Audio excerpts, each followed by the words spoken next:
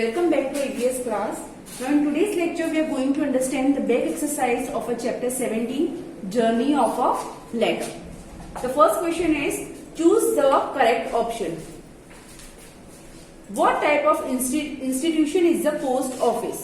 Post office कैसी संस्था है?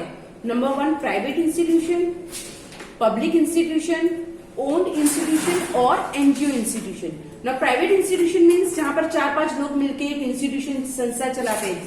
For example, our school. Public institution means it is open for everybody. Owned institution means यहाँ पर कोई भी एक बंदा वो institution चलाता है. And next is NGO. NGO, the full form of NGO is non-government organization.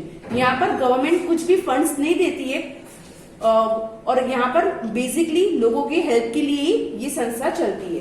तो जो पोस्ट ऑफिस है किस तरह की संस्था है? It is public institution. It is open for everybody. Next, where is a letter first put after it is written? Letter यानी कि चिट्ठी को लिखने के बाद उसको सबसे पहले कहाँ डालते हैं? In the postal van, on the railway station, in the post box और इन द पोस्ट ऑफिस. तो जैसे कि हमने लेटर पढ़ा तो वहां पर हमने देखा था कि लेटर लिखने से आपके घर तक पहुंचने तक कितने स्टेप से वो गुजरती है. तो लेटर लिखने के बाद हम लेटर को कहाँ डालते हैं? In the post box.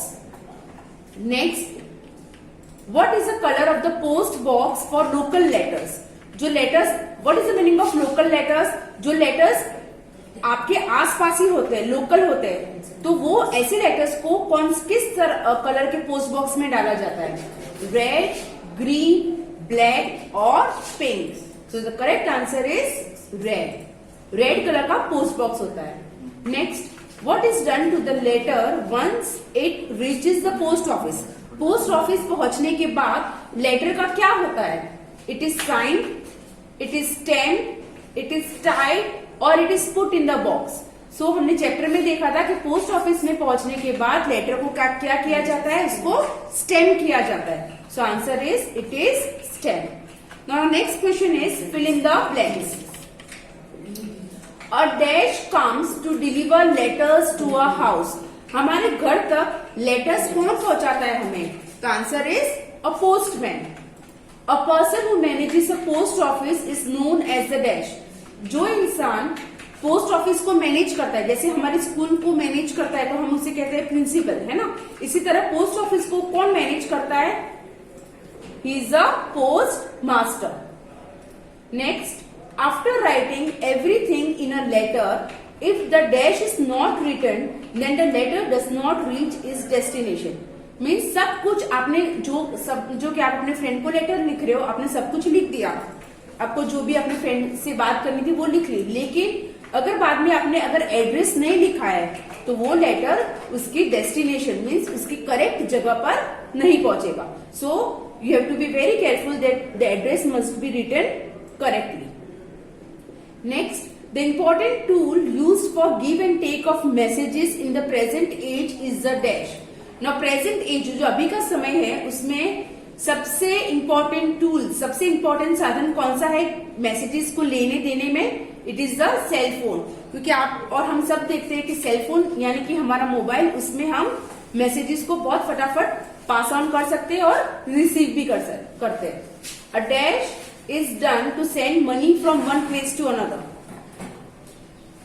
पैसों को एक जगह से दूसरे जगह पहुंचाना है तो हम क्या करते हैं? Money order. पर नाउ डेज हम क्या यूज करते हैं? We use online transaction. किसी के अकाउंट में हम पैसे जमा करवा देते हैं तो हमें ये सब प्रोसेस, जो लंबी प्रोसेस पहले हुआ करती थी मनी ऑर्डर की, वो हमें नहीं करनी पड़ती है.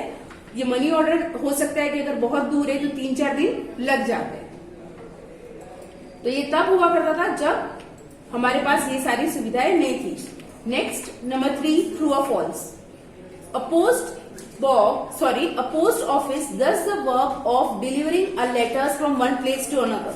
It is true or false? जो पोस्ट ऑफिस है वो हमारा काम करता है लेटर्स को एक जगह से दूसरी जगह पहुंचाना. तो ये आंसर है true, because it not only letters पर हमारे जो इम्पोर्टेंट पार्सल्स होते हैं, डॉक्यूमेंट्स होते हैं, वो एक जगह से दूसरी जगह पहुंचाने के लिए हमें कौन काम करता है? हमारा post office. To save small amounts in saving accounts, money order form must be filled. No saving account means जहां पर हम पैसे हमारे जमा करते हैं। तो हमें छोटे छोटे अमाउंट जमा करने हैं अगर सेविंग अकाउंट में, तो हमें मनी ऑर्डर का फॉर्म फिलअप करना पड़ता है? नो, हमें मनी ऑर्डर का फॉर्म फिलअप नहीं करना पड़ता है। हमें डायरेक्ट बैंक में जाके हमारे अकाउंट में पैसे जमा करवाने होते हैं, इसके लिए कोई फॉर्म नहीं होता है। Next, we can buy a telephone और a cell phone from a post office. क्या आप पोस्ट ऑफिस से टेलीफोन या सेल फोन बाय कर सकते हो, खरीद सकते हो? The answer is no, false. Cell phone means mobile, your mobile phone, तो हम खरीद सकते हैं? No. Next, the cell phone is a handy tool of news media. Handy tool means आसान उपकरण। नाउ अ डेज आप देखते हो कि हम टीवी पे न्यूज बहुत कम देखते हैं। नॉर्मली हम जो आपके पेरेंट्स है या बड़े भाई बहन है वो न्यूज मोबाइल पे ही सब कुछ देख लेते हैं। सो ये हैंडी टूल है, आप कहीं पर भी ले जा सकते हैं अपने साथ, और आपको न्यूज देखनी है तो आप अपना सेलफोन खोल के भी रीड कर सकते हो। उसके लिए आपको अपनी टीवी ऑन करने की जरूरत नहीं है। Next, answer the following questions. What things can you buy from a post office? आप पोस्ट ऑफिस से कौन कौन सी चीजें खरीद सकते हो? We can buy materials for writing letters such as postcards, inland letters, envelopes, postage stamps, money order forms, etc. from a post office at a fixed price. हम post office से क्या क्या खरीद सकते हैं? हम जैसे कि आपको लेटर लिखना है तो लेटर लिखने के लिए हमें पोस्ट कार्ड की जरूरत होती है। फिर कुछ इनलैंड लेटर्स होते हैं, लेटर लिखने के बाद उसे पैक करना होता है एनवलप पे, वो एनवलप बाद में उसके ऊपर स्टैम्प्स लगाए जाते हैं, मनी ऑर्डर के फॉर्म, ये सब कुछ आप पोस्ट ऑफिस से खरीद सकते हो और वो भी उसका प्राइस फिक्स होता है। When does the receiver of a letter have to pay a fine? तो receiver of the letter, receiver means जिसके पास वो लेटर पहुंचेगा वो इंसान को हम कहते हैं रिसीवर। तो उसको फाइन कब पे करना है? The receiver of a letter has to pay a fine when the sender forgets to affix a proper stamp to the letter. अगर जो रिसीवर है, जैसे कि अगर मुझे किसी ने लेटर लिखा तो आई एम द रिसीवर, क्योंकि वो लेटर मेरे पास आएगा, तो मुझे फाइन कब भरना पड़ेगा? अगर सामने वाले ने, हु इज द सेंडर, जो मुझे लेटर भेज रहा है, एंड द रिसीवर जो लेटर रिसीव कर रहा है, तो अगर सेंडर ने वहां पर प्रॉपर स्टैम्प लेटर पे नहीं लगाया है तो रिसीवर को फाइन देना पड़ेगा। Which detail if left out in a letter written by us, the letter will not reach is destination.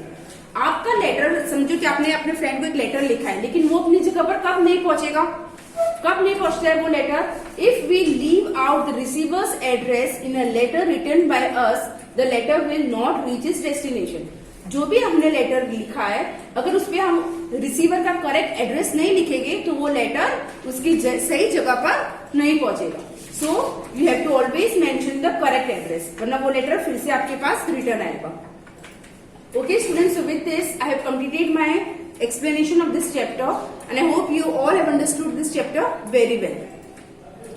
And I will send you the PDF and you will write down the notes in neat and clean handwriting in your EVS notebook. Thank you.